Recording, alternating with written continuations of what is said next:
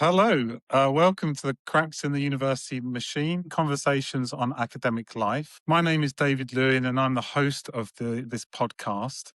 These conversations arise in the context of a simple observation that many academics carry a persistent sense of unease about the gap between what drew them to their academic work and what their academic work has actually become.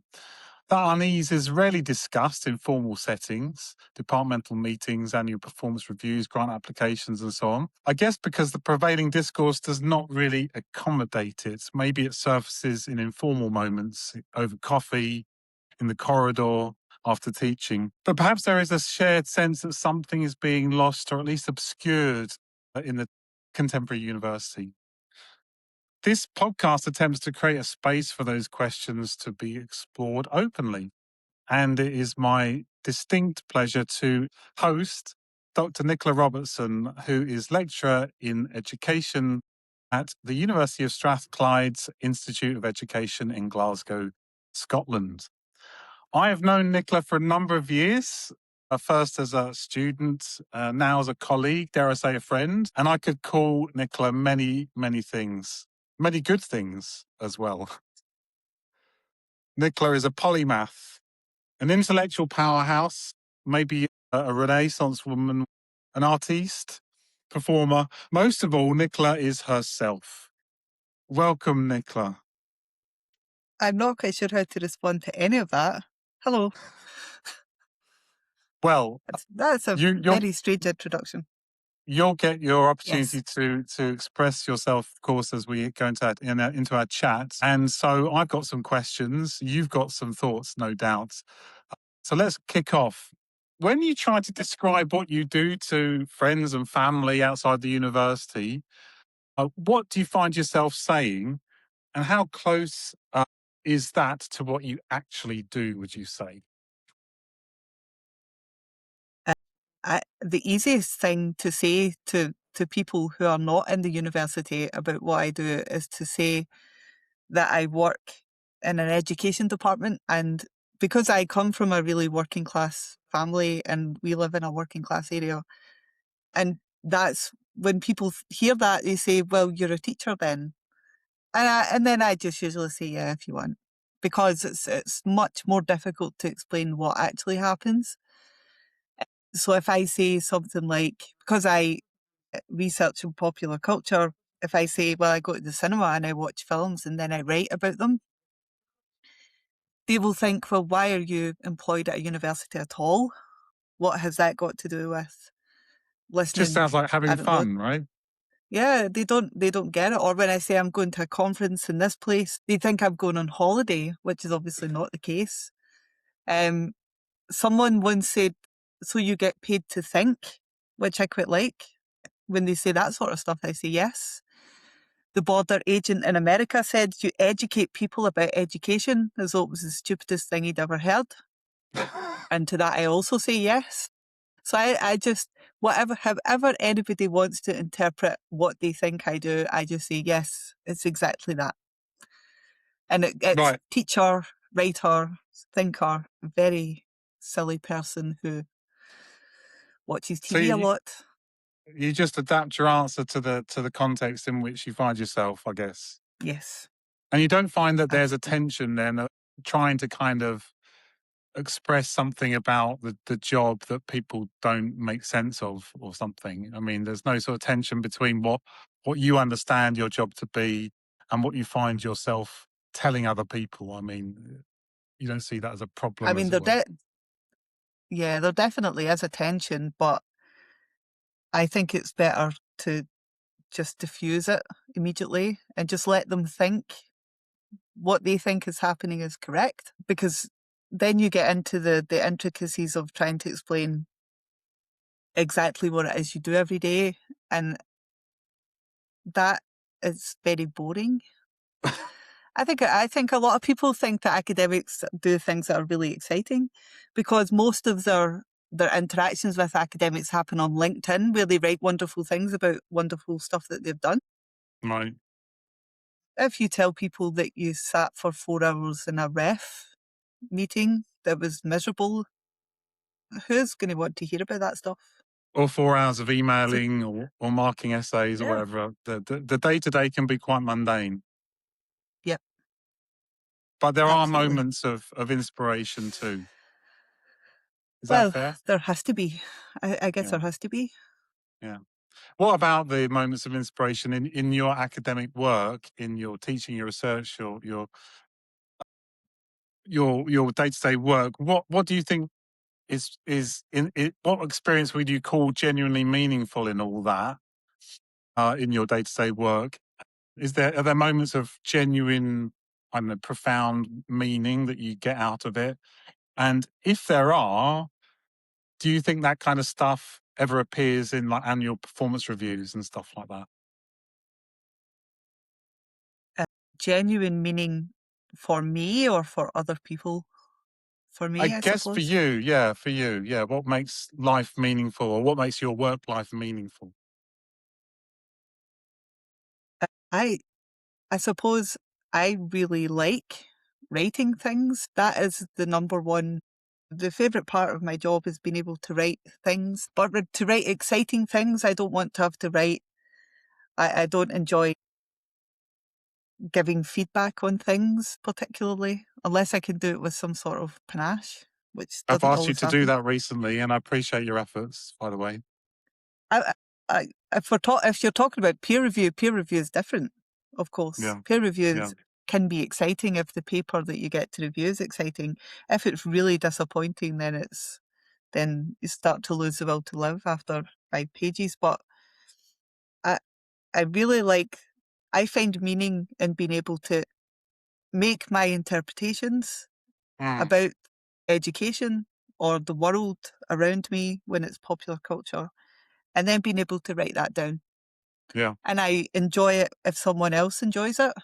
So if it passes peer review and it gets published, then I know it's decent. So I find value. If we're conflating value and meaning, I find value in that work when I know that it's been reviewed by someone who's probably better than me at this stuff, I guess. In theory. But in theory, but I also like, I mean, having discussions and talking to people as well. I find Mm, meaning in that. When new people come to the university and you get to hear all mm, about their research mm, and stuff. I like that mm. sort of stuff. Does Uh, that come up in yeah, well, performance reviews? well, exactly. We're in the middle of talking about our annual performance review, and I'm just wondering if there's opportunities for that stuff, the stuff that makes the job meaningful, to be presented in those reviews, or does the review stuff tend to be, what ticks certain other kinds of box? I I suppose it depends on how you frame performance and contribution, which is what we call these reviews now, doesn't it? Yeah, Isn't it? yeah, yeah. So if if writing things down and having them published is meaningful to me and also ticks a box for performance, then that's good for me. It means that the meaningful part for me is being represented. But if that's not the same sort of meaning that comes up for someone else, then their meaning is going to be not represented. So maybe there should be something in these annual reviews that where someone is able to write the part of the job that is most meaningful to them, Right, even if right. it's not publishing. Yeah, because it's quite easy in the performance review to, focus on the measurable, the performance criteria that, you know, I don't know, the ref scores, the citation indices and things like that. The things that tends to be, or grants that you get in, and the metrics, that's the word, to capture all that, I guess. Yeah, it's quite easy to let that get carried away and maybe, not have opportunities to discuss what's really meaningful about the job.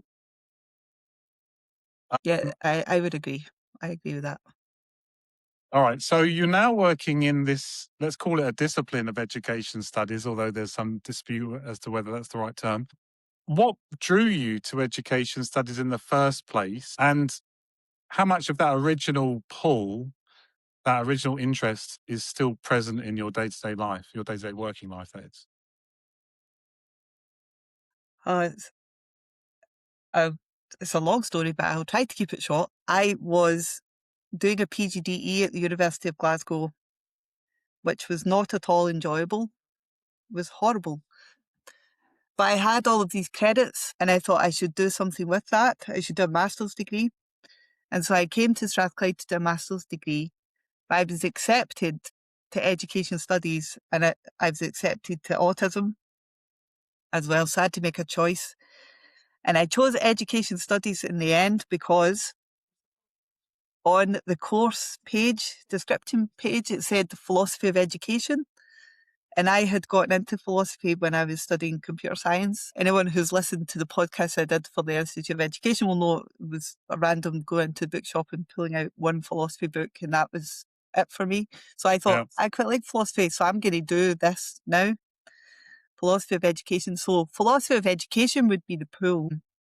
And you have some responsibility for the fact that I still do that now, I suppose. It very much. Me. That's good. That's good that you say that it's still there. You can still, you don't feel as though, I don't know, that is squeezed out. No. I mean, and the meaningful part of my job, that which I've just described, the philosophy of education pool is still there. Yeah, yeah, yeah. But It sort of does. and as a whole, your day-to-day life, you feel there's still a good sense that that's still part of, how you work. Absolutely, yes.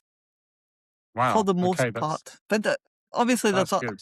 lots of other stuff that we also have to do that's not anything to do with philosophy of education. Yeah, yeah. Because of course this discussion is framed as cracks in the university machines. It sounds like there's the university machine is operating pretty well so far. Um, this is more of an optimistic conversation than I was anticipating. But let's see how we get on. Maybe things will take a turn. I Okay, do let's. apologise. I usually have a reputation for being a pessimist, so I I know you're apologise. being very, very positive this today. It's extraordinary. So you write, of course, and when you sit down to write, who do you write for? And has that changed? And does that ever change? So we've got these other things that we're supposed to be writing for, ref workshops and stuff. Hmm. Has that changed for you? No, I always and only ever write for myself because Kierkegaard said that we should only ever write for one person. But also, I suppose in a way, when things come back after peer review, then you have to edit it, and you are sort of writing for an audience at that point. Right. You know that it's going to be seen by someone. But no, I absolutely and obstinately refuse to write for ref. Mm. I refuse to do that. I That think it doesn't make any sense to me. yeah, but you have admitted though. I totally recognise this, and it's a very nice way of answering that there's a kind of initial phase of writing which is inspired. I'm going to call it. I don't know if that's the right word, but anyway, is you writing to yourself. But then there is an editing perspective that comes on, and then you're thinking maybe about the journal readers, I suppose, or Mhm. or dare I say, where this might fit in a ref narrative. But you probably don't. Okay, maybe you don't go that far, but you do think of other readers at the editing stage. Yes, other readers of the journal. I Okay. mean, I'm quite terrible with peer review though, because I do often decline most of the suggested edits. I do. Right, but I always have a you're good engaged. reason though. Yeah, yeah, that makes sense. But you're always engaging though with the academic community. I mean, that's what it sounds like. So to be writing for the academic community is a very different thing to be writing for ref, which is quite Yes. reductive and performative. Yep. All right, brilliant. So we have all these metrics. We've got the ref, we've got student satisfaction, citation, impact factors. Sounds as though those things don't very much, consciously anyway, shape how you work. Do you think they do, though, nevertheless, penetrate your working life, those metrics? Insofar as they affect the institution, student satisfaction is mostly I don't take any note. No, that's not true. That's Let me rephrase that. Okay, But so the metrics of student satisfaction, maybe you mean. yeah, if the institution changes things based on the metrics of student satisfaction, then it can't help but affect the way that I do my job, Hmm. because they might ask me to do some things based on the results of that survey. Yeah, But I personally don't look at those metrics at yeah, all. The yeah. same is true of ref. What was the other one you mentioned again? Impact factor? Impact factor, I don't even bother Don't with. even know what that. I mean, of course, I suppose student satisfaction is a curious one because naturally we would maybe have other ways of interpreting student satisfaction other than the surveys that are the formal process of capturing student satisfaction. In other words, we are in constant dialogue with the students themselves. We have, internal review processes the students write and have meetings Mhm. and focus groups about modules. So maybe we're more attentive to those. Is that?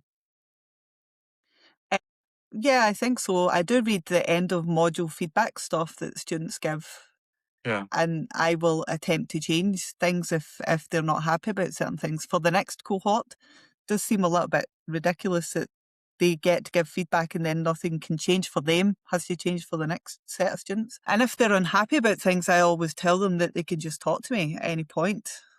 But apart from yeah, that, I'm not consciously soliciting views or yeah. thinking about student surveys and all that sort of All right, stuff. right, okay. So this next question is supposed to be, an exciting question and maybe Okay. a controversial question. It's a question about the tension between being a good colleague and being a successful Oh. academic. And of course, there are certain things that are encouraged of us, let's say, to become successful academics in terms of promotion. And are there tensions between those things and being a good colleague? Hmm. Yes, there is.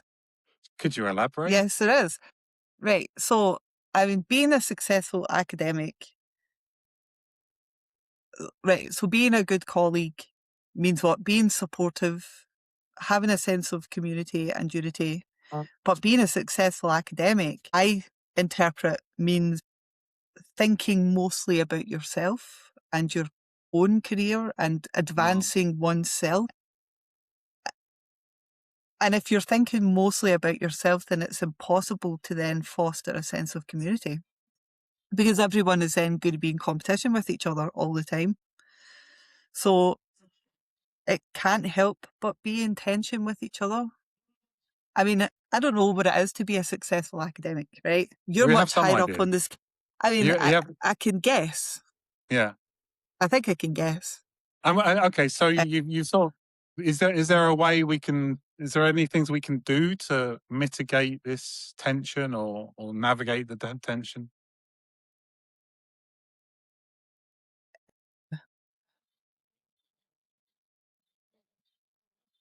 I don't think so. I don't think it would be possible unless we change the parameters of what it means to be a successful academic It's baked into the and structure or a of good. of things. Yes, I think so. Yeah, I think so. I Well, mean, we could, of course, we change the structure to some extent, but that's quite radical. Yeah, there is you could be a good person, right? You could never just be a good person who is kind never occurred and to me. helpful to colleagues. You're always a good person, David. You don't even don't you don't need to. This whole interview is just a ruse to get you to admit that. Well, So, hopefully so hopefully no one ever sees it, and then I can still be horrible to you in front of everyone. sorry, Well, I carry on, think please. if you're a good person, you're always going to be a good colleague. If you invite other people to collaborate, if you show interest in what other people are doing, if you don't stand on top of their heads to get further on, then that's a good colleague. And it's probably possible to be successful and good. But I think most successful academics are not good people. I actually just read a post on Twitter that said academia rewards bad people all the time. They reward people for being difficult and horrible. It's the only Yeah, job where you would, apart from business, where you would be recognised for such things. yeah. It's why one of my friends calls it academia. She couldn't Nice. bear entering into it and left to go into other pastures, different pastures. Let's just say And is she happy doing that? she's happy not being an academic. Whether she's happy Good. where she is a difficult question to answer. But anyway, we digress. But okay, so yeah, so there are lots of incentives, I suppose, and often it's framed around time. You know, there's limited time and resources. If I spend my time being a nice guy, helping people out, doing roles within the institution that support colleagues, rather than writing grant applications, publishing fancy books, you know, going here and there. Do you think it is that kind of tension of time? I mean, or is that even is that a red herring? Don't you think that if you were collaborating more and helping people out, even just in your everyday activity, like if you're writing a grant application and there's someone else in the department who's interested in this but might not have the same sort of access to funding but could be really useful, that Mm, would then give you more time, wouldn't it? yeah, So yeah. a red See, herring, then, I would say. yeah, you're showing them the future. Wonderful. All right, I'm gonna move on to ask you about what you think a good student-teacher relationship looks like, and whether the structures of our institute make those relationships easy or easier or harder to sustain. Yikes. A good student-teacher relationship, I would always say, needs to have certain levels of trust between the student and the educator. They should be able to communicate freely. So like Mm. it shouldn't be limited only to the classroom. You should be able to talk. And I know that once again that question of time probably hampers that a little bit. Because you It because should you be chat more to students all hours, don't you? You're very open at chatting to students at various well times online. certainly PhD students or PGR students, of course. I Yeah. will talk to on like almost as if they are my colleagues, Hmm. almost with some very important caveats. So, but yeah, though I don't. If I happen to have my phone in my hand and a student sends an email, I'll just email it back quickly, even if it's a Saturday morning at 9 o'clock or Mm, whatever. mm. If it happens to be in my hand, why wouldn't I just answer it? But that's not to say that everyone should do that. That's just partly because I'm a little bit lazy. But also, sorry, you're in the middle of carry on. Yes. I just think it should be open. Like it should be much more open relationship than maybe institutional guidelines allow. Hmm. Hmm. That's my I, feeling. and I also, because you've been a teacher in college as well, and my recollection of school and college is that you often have more contact time with individuals and you get to know individuals quite well. Whereas my experience in higher education has tended to be that you dip in and out of people's degree experience, but don't maybe have the Uh-huh. sustained contact with individuals to get to know them. Is that so? That for me, that's one of the things that I worry about is just simply the opportunity to get to know folk, because it feels like they're passing through quite quick. Yeah, that's true. And also, they seem sometimes to be quite intimidated by us, which I don't like either. Yeah, You I can't know, understand why. especially, Yeah, yeah, I don't yeah, understand that either. yeah. So it's hard to then, even at the first time you meet them, you have to sort of break through some sort of defense that they've put up because they're a little frightened. But then, I mean, I was frightened when I met you the first time, so I guess That's why we these have things.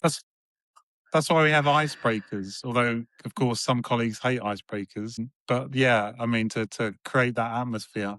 I mean, I also complain about the physical infrastructure that we have in our institute. That it doesn't always create the best conditions for hanging out with students in a convivial way. This is true, But yes. yeah, But all we right, but we have managed to create something nice with PhD students that could easily yeah, filter down into masters and bachelor students. yeah. A more convivial way of doing things. Yeah, I think the particular relationship of PGR students is that it's sort of 1-to-1 or 1-to-2, or a small group in the discussion. I suppose if you're an undergrad, you've got many tutors, and tutors have many students. It's a slightly different space. But yeah, Yeah, in that's general, I true. think I think you're, I think there are things we could do. All right.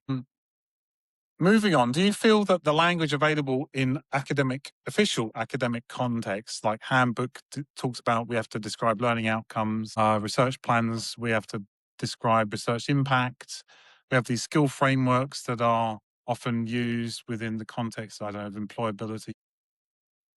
All that language, all those frameworks, do you think they are helpful in describing what education is for?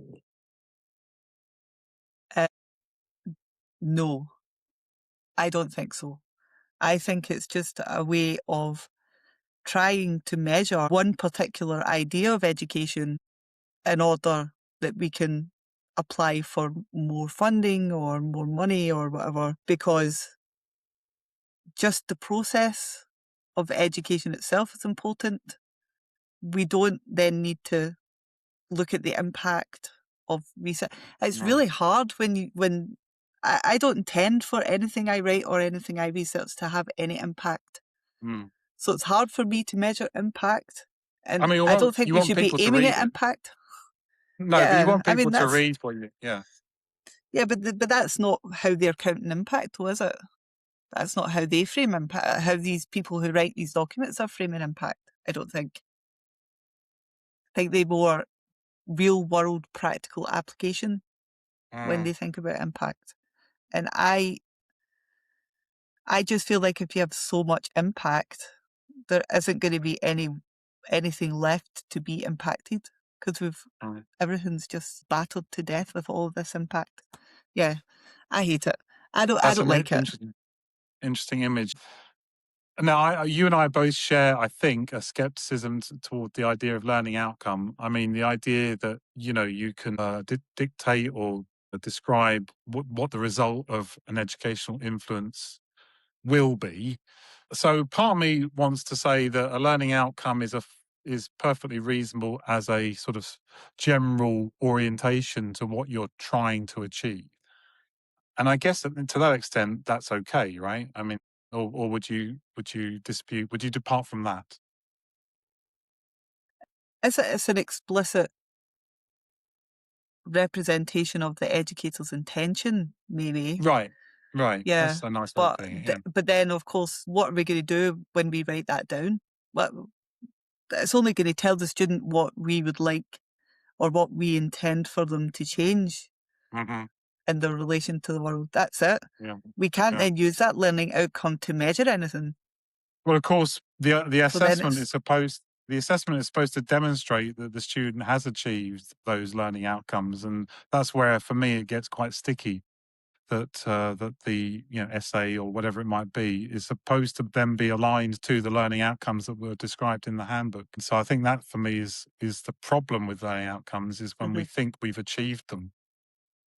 that's yeah, I would agree because I mean, the student could take whatever we've given them over the 8 weeks of the module and go in a completely different direction. Mm, And it's still valid educationally because they still have changed somehow or they've picked up something somehow, but it's just not the exact thing that we intended for them to pick up. yeah, Doesn't mean that education has failed, it just means it's gone in a different direction. So I agree. I mean, it's not useful for yeah. I measuring mean, essays against and stuff. yeah. I mean, I'm not completely unsympathetic with the idea that we want to somehow try and measure what's taken place, but yeah, it becomes rather strong. My next question is one that I put in brackets, Nicola, because when you glanced at my notes, you looked at, I think you said this is a silly question or a difficult question, but let me ask it and see what happens. If you could change one thing about the culture of your institution, not the funding, not the politics, just the culture, what would that be? As I asked the question, I'm not quite sure what it means either. What do you think? No, I mean,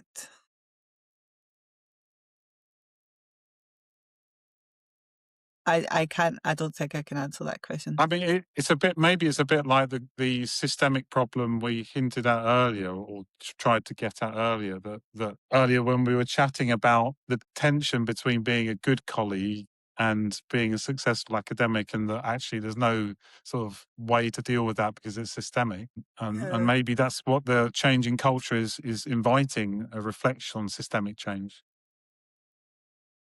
Yeah, maybe. I mean, systemic change, but also I don't know that systemic change will change people quite so much, though. Maybe it's sometimes the behaviour and attitudes of people that can make a culture difficult to be part of. So maybe, but then, yeah, it's difficult to know And it's hard to know exactly. what. Sorry, yeah, it's hard to know what we mean by systemic change, I suppose, because of course, in one sense, you'd have thought that includes us as part of this institute. It's a tricky one. Yeah, it's All right. it's a hard question. Yeah, it's too difficult to answer that. Yeah. That would take a long. I'd have to write an essay about that first, and then you can ask me later. All right. So here's my last question. Is there something you would want to say to your younger self who's entering academia, something that the institute itself is unlikely to tell them? Some secret knowledge that you want to whisper to your newly entering colleague?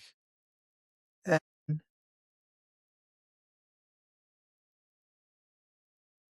yeah, people. I would probably say No that. swearing, by the way. Hey, I don't swear. I don't need to swear. I've got a huge vocabulary. Very good. Don't expect too much from people. The people you encounter may be incredibly bright, but they're also not very reliable often. So, and don't get too hung up on what other people are doing because it's usually not that great anyway. Is that terrible, isn't it? Well, every good. I remember hearing that every good conversation leaves you feeling sadder but wiser, Yeah. which is exactly I how I feel apologise. after this conversation, Nicola. Sadder but wiser. It's been a delight to chat to you, Nicola, today. So thank you very much for your time. No problem. Nice to talk to you And as always. as always, and yeah, enjoy your day, and thanks very much. Bye.